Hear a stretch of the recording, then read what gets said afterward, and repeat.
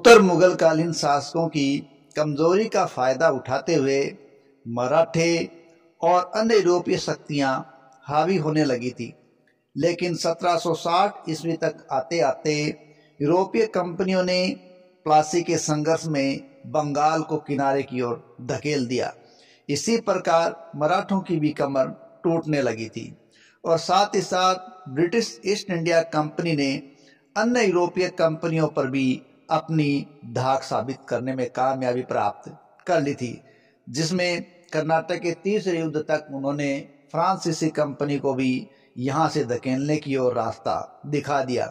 वहीं बेदरा के युद्ध ने डचों को भी यहां से खदेड़ने में कामयाबी प्राप्त कर ली और अब धीरे धीरे ईस्ट इंडिया कंपनी भारत की सर्वे सर्वा कंपनी होने की ओर अग्रसर होने लगी थी। लेकिन अभी भी जो सत्ता उसको चुनौती दे सकती थी वो मराठों की सत्ता थी। लेकिन 1761 में हुए पानीपत के संघर्ष ने मराठों की वो कमर तोड़ी कि वो दोबारा कभी उबर नहीं पाई। तो आज की इस कड़ी में 1760 से आगे हमारी famous stories of the world में पानीपत की तीसरे युद्ध की कहानी से शुरुआत होती है। Famous stories of the world में आपका स्वागत है। यदि हमारी साम्राज्यों की कहानी आपको पसंद आ रही है तो प्लीज चैनल को सब्सक्राइब करें, वीडियो को लाइक करें, कमेंट करें और हमारे साथ जुड़े रहें। तो चलिए आज की साम्राज्य की कहानी की शुरुआत करते हैं पानीपत के तीसरे युद्ध से। देखिए, पानीपत का तीसरा युद्ध अनेक कारणों से लड़ा गया था। यह युद्ध 14 जनवरी 1761 को अहमद शाह अब्दाली और मराठों के मध्य लड़ा गया था और इसके धरातल में अनेक कारण विद्यमान थे, जिनमें सबसे पहला कारण अपन लिखें मुगल साम्राज्य की दुर्बलता।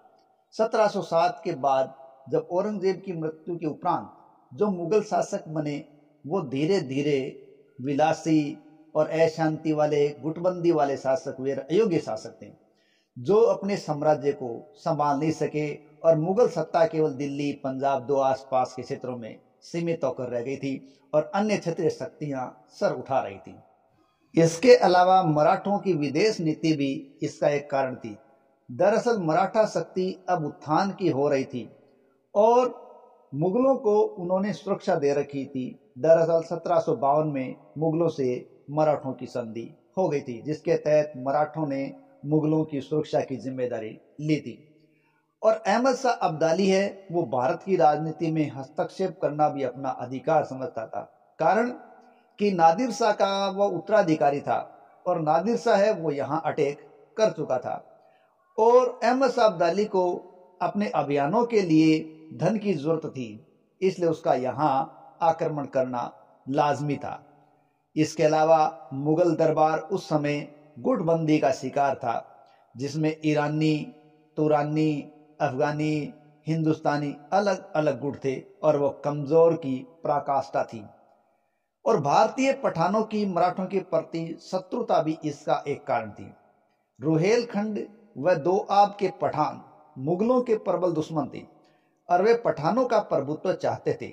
1750 में उन्होंने मुगलों को हराया तो मुगलों ने मराठों से सहायता की मांग की और मराठों ने फर्रुखाबाद के पास 10,000 रुहेलों को मारा था। इसलिए नजीब खां जो रुहेला पठान था उसने अहमद शाह अब्दाली को बुलाया था।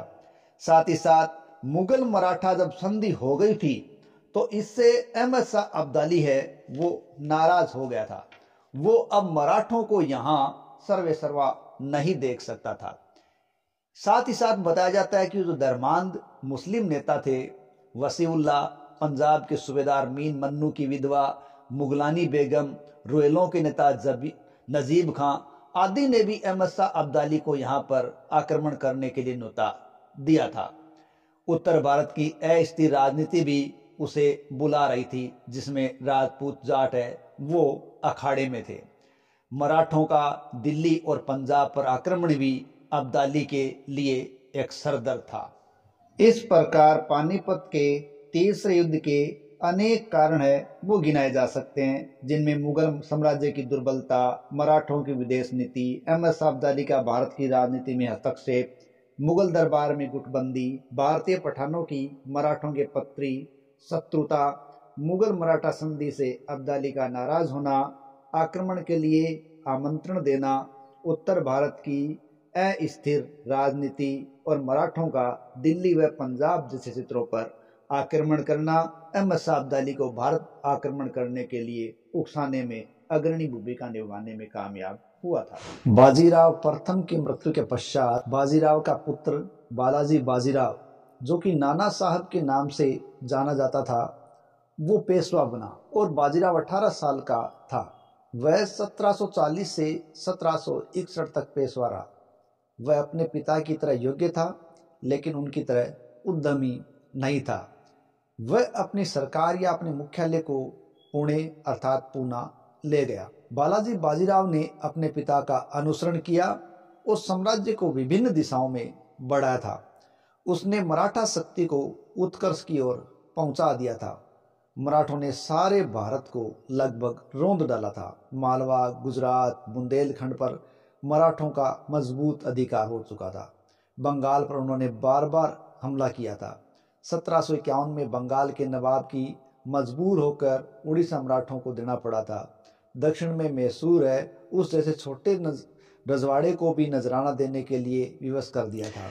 उत्तर में जल्द ही मराठे मुगल सत्ता की असली ताकत बन गए। गंगा के दोआब और राजपुताने से होकर वे दिल्ली पहुंचे, जहां 1752 ईस्वी में उन्होंने इमाद उल मुल्क को वजीर बनाने में मदद कर दी और यह नया मुगल वजीर जल्द ही उनके हाथों की कठपुतली बन गया। अब वो दिल्ली से पंजाब की ओर मुड़े और अहमद शाह अब्दाली के प्रतिनिधि को वहां से बाहर निकाल दिया और उस पर अधिकार कर लिया।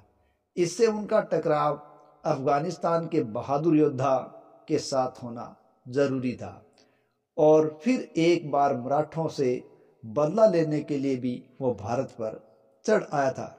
अब उत्तर भारत पर अधिकार के लिए एक बड़ा टकराव शुरू हुआ। अहमद शाह अब्दाली ने रुहेलखंड के नजीबुद्दौला और अवध के सुजाउद्दौला से तुरंत गठजोड़ किया और वो दोनों मराठा सरदारों के हाथों हार गए थे, इसलिए ये दोनों अब्दाली के साथ हो लिए। आगामी संघर्ष की बड़ी अहमियत को देखकर पेशवा ने अपने नाबालिग बेटे के नेतृत्व में एक शक्तिशाली फौज उत्तर की ओर भेज दी। उसका बेटा तो केवल नाम का ही सेनापति था, वास्तविक सेनापति उसका चचेरा भाई सदाशिवराव भाऊ था। इस फौज का एक महत्वपूर्ण भाग था यूरोपीय ढंग से संगठित पैदल और तोप खाने की टुकड़ी, और इस टुकड़ी का नेतृत्व कर रहा था इब्राहिम खां गारदी। मराठों ने अब उत्तरी शक्तियों में सहायता ढूंढने की कोशिश की, मगर उसके पहले के व्यवहार और राजनीतिक महत्वाकांक्षाओं ने उन सब शक्तियों को नाराज कर दिया था। उन्होंने राजपुताना के राज्यों के आंतरिक मामलों में हस्तक्षेप किया था, उन पर भारी जुर्माने लगाए थे। उन्होंने अवध पर बड़े क्षेत्रीय और मौद्रिक दावे किए थे। पंजाब में उनकी कार्यवाहियों ने सिखों को नाराज कर दिया था। जिन जाट सरदारों पर भारी जुर्माने लगाए थे वे उन पर विश्वास नहीं करते थे, इसलिए उन्हें अपने दुश्मनों में इमाद उल मुल्क के अलावा किसी और का साथ नहीं मिला। केवल इमाद उल मुल्क ही उसको समर्थन देश का, वो भी एक कमजोर समर्थन दे पाया था। यही नहीं, बड़े मराठा सेनापति लगातार आपस में लड़ रहे थे। दोनों फौजों का पानीपत में 14 जनवरी 1761 को एक दूसरे से आमना सामना हुआ था। हालांकि इससे सामना होने से पहले जाटों के मुखिया सूरजमल जाट ने मराठों को सलाह दी थी कि अपने बीवी बच्चों को, परिवार को वहां मत ले जाओ, लेकिन मराठों ने उसकी इस सलाह को दरकिनार किया था। मराठा फौज इस संघर्ष में आमने सामने हुई तो उसके पैर बुरी तरह से उखड़ गए। पेशवा का बेटा विश्वासराव, सदाशिवराव भाऊ और अन्य अनगिनत मराठा सेनापति करीब 28,000 सैनिकों के साथ मारे गए। अफगान घुड़सवारों ने भागने वालों का पीछा किया। उन्हें पानीपत के क्षेत्र के जाटों, अहिरों और गुजरों ने भी लूटा खसोटा। पेशवा, जो अपने चचेरे भाई की मदद के लिए उत्तर की ओर बढ़ रहा था, उसे इस दुखद खबर का समाचार मिला और यह समाचार सुनकर वो हक्का बक्का रह गया। वह पहले से ही गंभीर रूप से बीमार था। उसका अंत जल्दी ही हो गया और वह जून 1761 में मर गया। पानीपत की हार मराठों के लिए एक बहुत बड़ा आघात थी। उन्हें अपनी फौज के बेहतरीन सैनिकों से हाथ धोना पड़ा था और उनका राजनीतिक प्रतिष्ठा धूल में मिल चुकी थी। सबसे बढ़कर उनकी हार ने अंग्रेजी ईस्ट इंडिया कंपनी को बंगाल और दक्षिणी भारत में अपनी सत्ता को मजबूत करने का मौका दे दिया था और साथ ही साथ अफगान भी अपनी जीत से कोई फायदा नहीं उठा पाए। वे पंजाब को अपने अधिकार में नहीं रख सके। वस्तुतः पानीपत की यह तीसरी लड़ाई यह फैसला नहीं कर सकी कि भारत पर कौन राज करेगा, बल्कि उसने यह तय कर दिया कि भारत पर कौन शासन नहीं करेगा। इससे भारत में ब्रिटिश सत्ता के उदय का रास्ता बिल्कुल साफ हो गया। इस संघर्ष के पश्चात 17 वर्षीय माधवराव 1761 में पेशवा बना।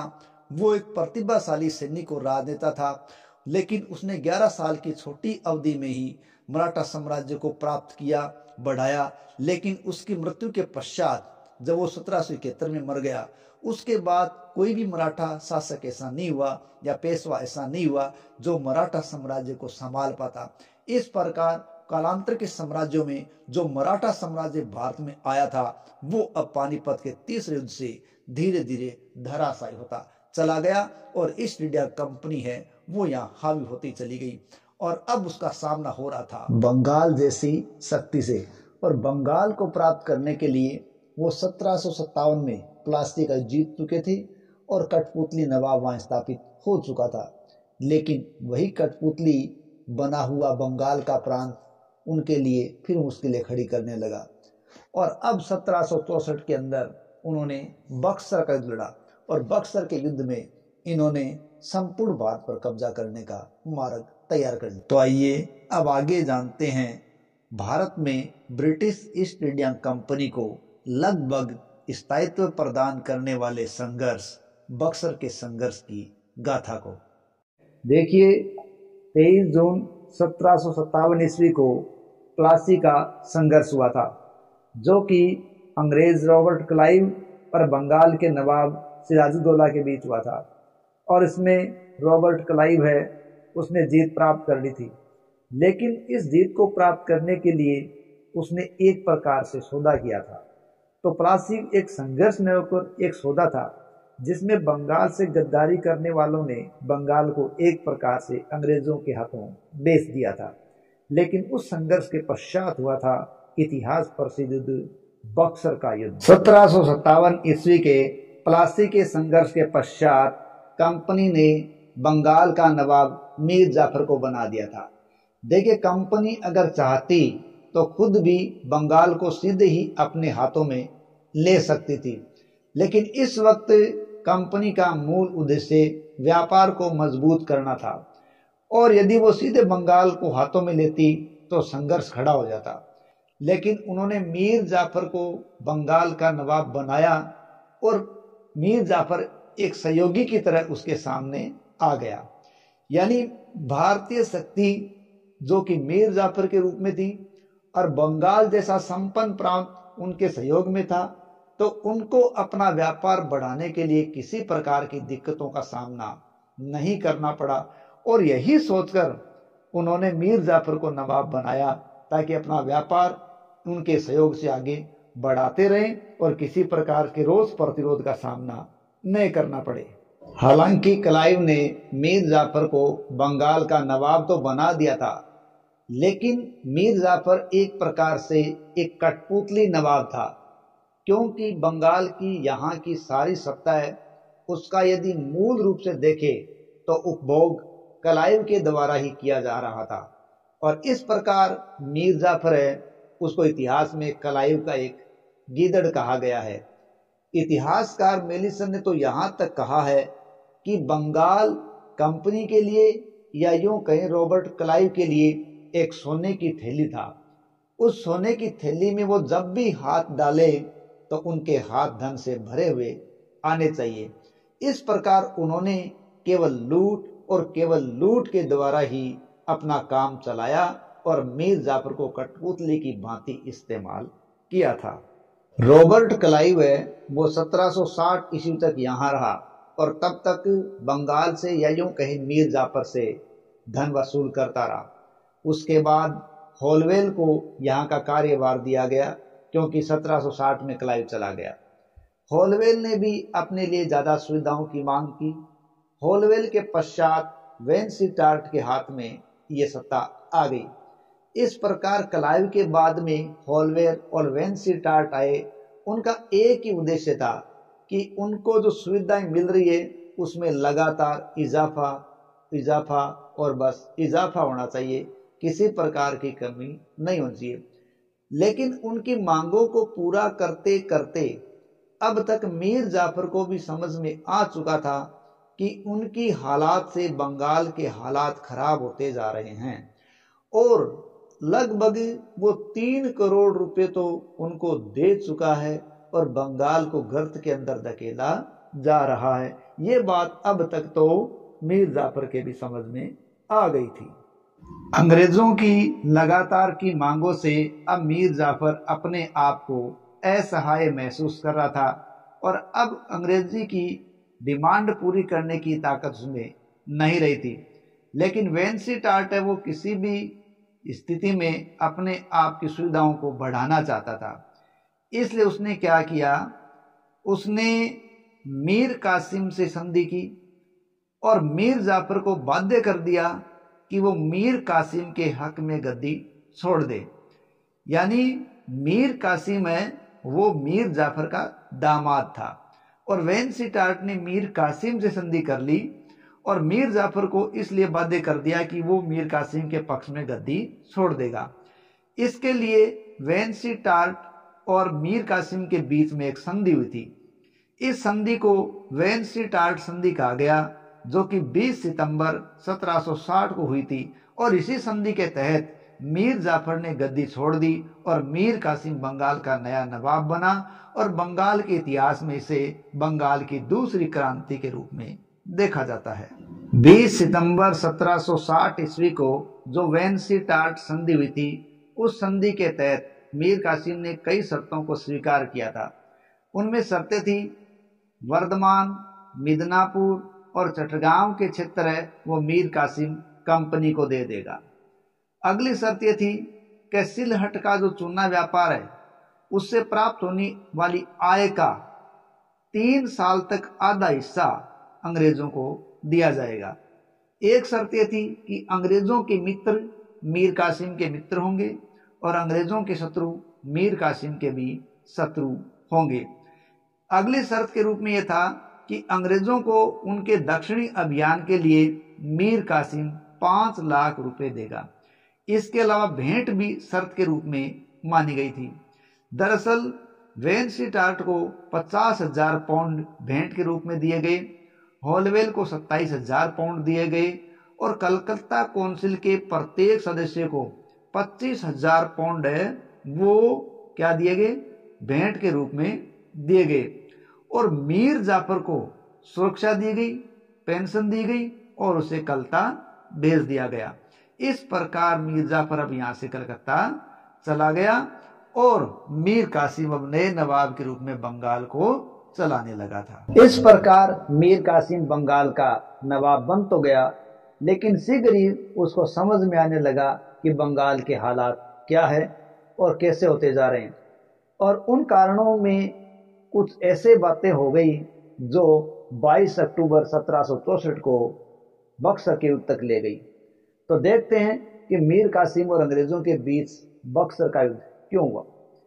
देखिए, अंग्रेजों की रोज रोज की डिमांड के कारण अब मीर कासिम भी परेशान हो चुका था। तो उसने सबसे पहले तो काम यह किया कि उसने अपनी राजधानी परिवर्तित कर ली। उसने अपनी राजधानी मुर्शिदाबाद से मुंगेर स्थानांतरित कर दी, जो अंग्रेजों को पसंद नहीं आई थी। इसके अलावा उसने अपनी सेना को यूरोपीय ढंग से प्रशिक्षित करने का प्रयास किया। उसने तोप, गोला बारूद आदि के लिए भी कारखाने स्थापित किए ताकि अपनी सैन्य क्षमता को बढ़ा सके और ये बात भी अंग्रेजों को पसंद नहीं आई। एक सबसे बड़ी बात थी निःशुल्क व्यापार। देखिए, अंग्रेजों को दस्तक के रूप में एक निःशुल्क व्यापार पत्र मिला हुआ था। इस निःशुल्क व्यापार पत्र दस्तक के माध्यम से वो बिना चुंगी, बिना कोई व्यापार कर दिए हुए वो व्यापार किया करते थे। लेकिन ये छूट अंग्रेजों को थी, इसलिए उस दस्तक पत्र को वो भारतीय व्यापारियों को बेचकर धन कमा लिया करते थे। अब इस प्रकार की स्थिति जब मीर कासिम को पता चली तो उसने इस बात के लिए अंग्रेजों को दोषी ठहराया कि ये इसका गलत इस्तेमाल कर रहे हैं, लेकिन उसने एक बड़ा फैसला लिया। और उसने बड़ा फैसला ये लिया कि उसने 1763 के अंदर आंतरिक व्यापार को सभी के लिए मुक्त कर दिया, फ्री कर दिया, भारतीय व्यापारियों के लिए भी फ्री कर दिया। देखिए, अब जो शुल्क मुक्त व्यापार पत्र 10 तक अंग्रेजों को दिया गया था वो आंतरिक व्यापार पर लागू नहीं होता था, लेकिन अंग्रेजों ने उसे आंतरिक व्यापार पर भी लागू कर दिया था। इसलिए ये बंगाल के लिए हर दृष्टि से घाटे का सौदा था और बंगाल को किसी भी प्रकार से कोई राजस्व प्राप्त नहीं हो रहा था। इसलिए ये कठोर कदम उठाकर भारतीय व्यापारियों के लिए भी उसने फ्री निःशुल्क व्यापार की घोषणा कर दी और अंग्रेजों के जो लाभ हो रहा था उस लाभ को उन्होंने रोक दिया। इससे अंग्रेज काफी नाराज हो गए थे। एक अंग्रेज इस बात के लिए मीर कासिम पर दबाव बनाने लगे कि वो मुगल शासक को 12 लाख रुपये देवें, लेकिन मीर कासिम इसमें असमर्थता जता रहा था और वो ऐसा देने के लिए तैयार भी नहीं था। इसलिए दोनों के बीच मनमुटाव बढ़ता गया।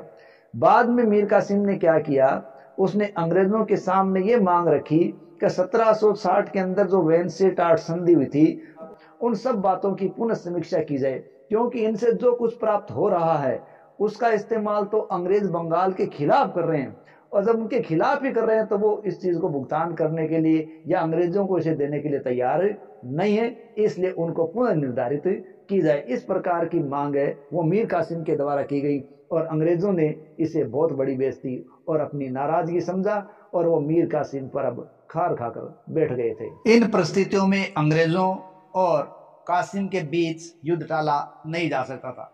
कुछ ही दिनों पश्चात कलकत्ता काउंसिल के मेजर एडम अपनी सेना को लेकर मीर कासिम की ओर बढ़े और वहीं मीर कासिम भी अब उनको संघर्ष के लिए तैयार मिला और मीर कासिम और अंग्रेजों की इस एडम्स की सेना के बीच कई लड़ाइयाँ हुई, जिसमें कटवाह की लड़ाई, गिरिया की लड़ाई, सूती की लड़ाई, उदेनाला की लड़ाई, ये कई लड़ाइयाँ एक के बाद होती गई, लेकिन हर लड़ाई के अंदर मीर कासिम हारता चला गया और इस प्रकार उसको अंततः पटना की ओर भागना पड़ा।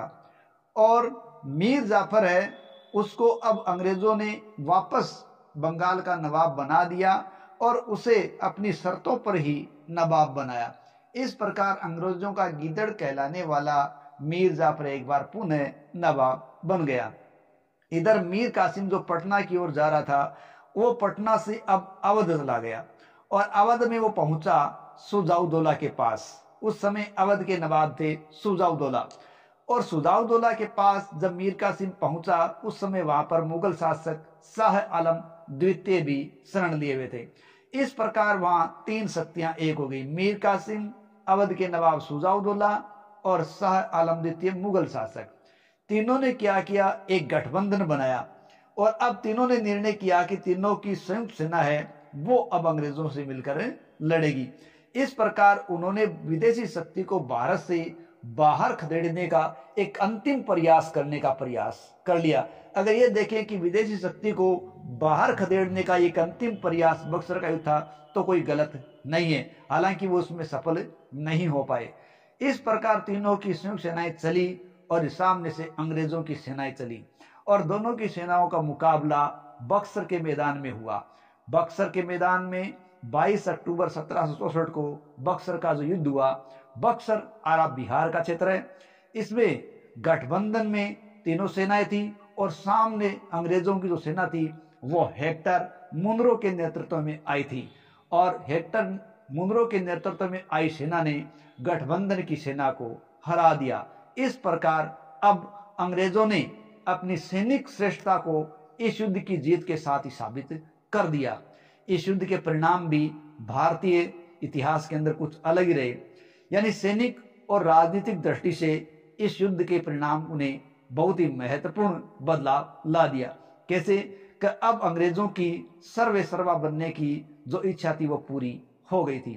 कहने का मतलब ये था कि बंगाल में अब कठपुतली शासक वापस उन्होंने बिठा दिया और वो अप्रत्यक्ष रूप से सर्वे सर्वा बन गए। कठपुतली शासक मीर जाफर ने उनसे वादा किया कि वो प्रति महीने उनको 5 लाख रुपए देता रहेगा। इधर अवध भी हार कर अब अंग्रेजों का आभारी हो गया और अवध पर इस युद्ध का हर्जाना लाद दिया गया और अवध ने 50 लाख रुपए हर्जाना देना स्वीकार भी कर लिया गया। मुगल शासक शाह आलम ने इस संधि के तहत पेंशनर बनना स्वीकार कर लिया। इस प्रकार वो पेंशनर बना दिया गया। इलाहाबाद की संधि की गई थी। इस संधि के तहत बंगाल, बिहार, उड़ीसा आदि की दीवानी व राजस्व के जो अधिकार थे वो अब अंग्रेजों को मिल चुके थे और अब अंग्रेजी की कंपनी जो ईस्ट इंडिया कंपनी थी वो अब पूरी तरीके से अखिल भारतीय शक्ति बन गई थी। अब अंग्रेजों के लिए इलाहाबाद से दिल्ली तक का सारा रास्ता साफ था, उनको बीच में कोई भी टक्कर देने वाला नहीं था। इतिहासकार स्मिथ बक्सर के युद्ध के बारे में कहते हैं कि बक्सर का युद्ध वो युद्ध था जिसने प्लासी के अधूरे कार्य को पूरा कर दिया था। देखिए, प्लासी के अंदर उन्होंने धोखा, विश्वासघात सभी का सहारा लिया था, लेकिन बक्सर के युद्ध में उन्होंने अपनी सैनिक प्रतिष्ठा को साबित कर दिया था। इस प्रकार बक्सर का युद्ध भारतीय इतिहास के अंदर एक ऐसा युद्ध था जिसने अंग्रेजों को पूरी तरीके से भारत के अंदर यहां जमा दिया, क्योंकि अब अंग्रेजों को पीछे मुड़कर देखने की जरूरत नहीं पड़ी और धीरे धीरे वो उत्तरोत्तर आगे से आगे बढ़ते चले गए और एक दिन उन्होंने पूरे भारत पर अपनी सत्ता स्थापित कर दी। यदि इन तीनों गठबंधन की सेना ने मजबूती से प्रयास किया होता या जीत गई होती तो शायद ये विदेशी कंपनी भारत से बाहर निकल गई होती। इस प्रकार उनका ये प्रयास अंतिम प्रयास था जो इनको बाहर निकालने का था, लेकिन वो असफल हुआ। लेकिन कंपनी अपनी सैनिक श्रेष्ठता साबित करने में यहाँ कामयाब हुई और संपूर्ण भारत उनके कब्जे में धीरे धीरे आता चला गया। तो ये थी हमारी साम्राज्यों की आज की कहानी, जिसमें हमने जाना कि मराठों की कमर टूट गई थी और साथ ही साथ यहाँ बक्सर के संघर्ष ने बंगाल को भी अंग्रेजों के पाले में लाकर खड़ा कर दिया था। इस प्रकार जो मराठा साम्राज्य खड़ा हुआ था, अब वो साम्राज्य नेस्तनाबूद हो चुका था और एक नया साम्राज्य जिसने लगभग 200 साल तक राज किया था वो ईस्ट इंडिया कंपनी के रूप में स्थापित होने जा रहा था। लेकिन अभी भी इनको कई क्षेत्रीय शक्तियों का सामना करना था। साम्राज्यों की कहानी में अगले भाग में हम उन्हीं क्षेत्रीय शक्तियों के साथ अंग्रेजों के अर्थात ईस्ट इंडिया कंपनी के संघर्षों की दास्तां सुनेंगे, जिनके अंतर्गत हम जाटों के साथ उनका सामना, उत्तर मुगल के कुछ शासकों के साथ उनका सामना और साथ ही साथ हम देखेंगे कि मैसूर जैसे क्षेत्र के साथ भी उनका किस प्रकार से सामना होता है, छोटी मोटी अन्य रियासतों से सामना किस प्रकार होता है, सिखों से सामना कैसा होता है। तो इंतज़ार कीजिए अगली कड़ी का। तब तक के लिए जय हिंद, जय भारत।